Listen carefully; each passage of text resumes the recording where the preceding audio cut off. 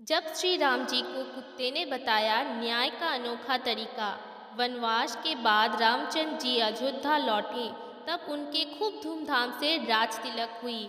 सिंहासन पे बैठने के बाद रामचंद्र जी ने लक्ष्मण को कहा, बाहर देख के आओ कोई भूखा है या नहीं।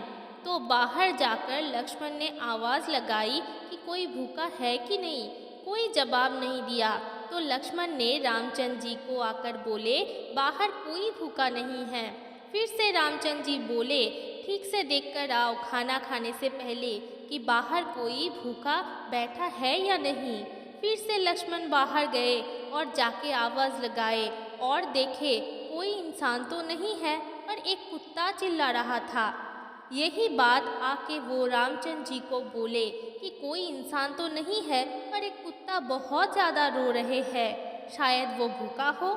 रामचंद्र जी सिंहासन छोड़कर बाहर आकर उस कुत्ते को देखे और पूछे, तुम्हें क्या हुआ कि तुम इतना रो रहे हो। तो कुत्ते ने कहा, एक ब्राह्मण ने मुझे मारा। तो रामचंद्र जी ने कहा, ब्राह्मण को बुलाओ। ब्राह्मण आए और रामचंद्र जी ने पूछा, क्या आपने इसको मारा।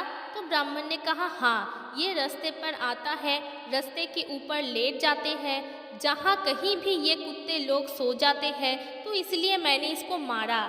इसके बाद रामचंद्र जी समझ गए सारे दोष ब्राह्मण के ही है, ब्राह्मण को वो कुछ नहीं कह सकते थे। तो कुत्ते से उन्होंने पूछा, तुम क्या चाहते हो, ब्राह्मण को क्या सज़ा मिलनी चाहिए। तो कुत्ते ने कहा, आप इसे मथाधीश बना दीजिए।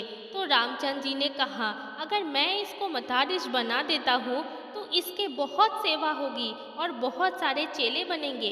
तो कुत्ते ने कहा, मैं भी मथाधीश ही था, मैंने एक गलती की थी और मैं कुत्ते के योनि में आ गया और मुझे डंडा पड़ा। ये मथाधीश बनेगा, उसके बाद फिर से गलती करेगा और कुत्ते की योनि में आएगा और इसको भी डंडा पड़ेगा। ऐसे ही इसके पापों की सज़ा पूरी होगी। कुत्ते के बात सुनकर रामचंद्र जी मुस्कुराए।